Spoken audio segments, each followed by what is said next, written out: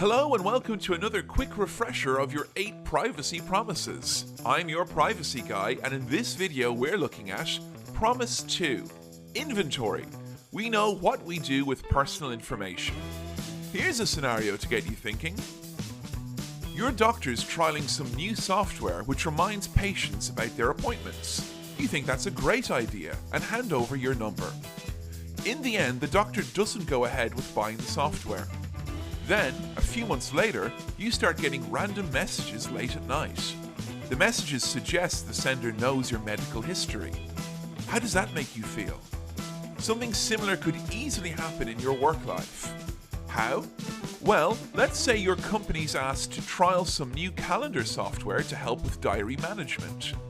It should really help your sales team in scheduling their demos. What should you do in this situation? What do you remember about Promise 2? Why not pause this video now to have a think about it?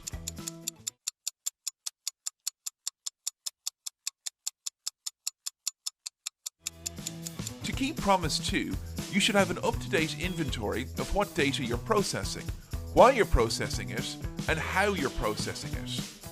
You need to think about whether you're processing special category information and should treat it differently. You need to think about the legal basis you have for each processing operation. You should always ask yourself, do I really need this personal information?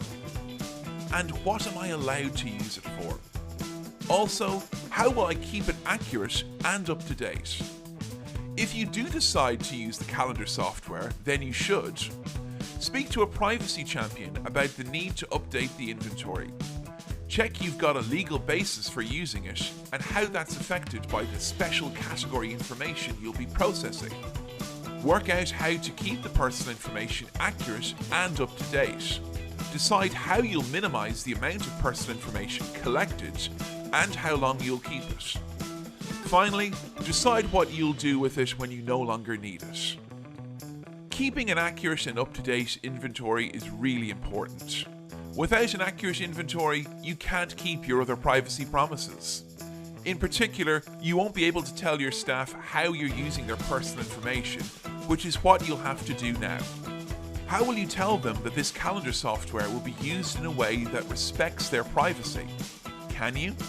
Anyway, have you seen the time? Surely it's cup of tea o'clock now.